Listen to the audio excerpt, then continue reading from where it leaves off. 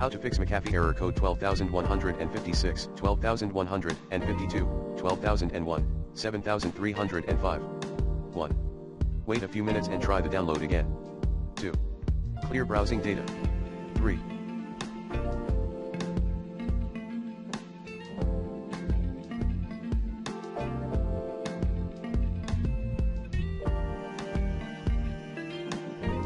Restart your PC and internet device, router/modem. 4. Fix potential network and internet problems on your PC. 5.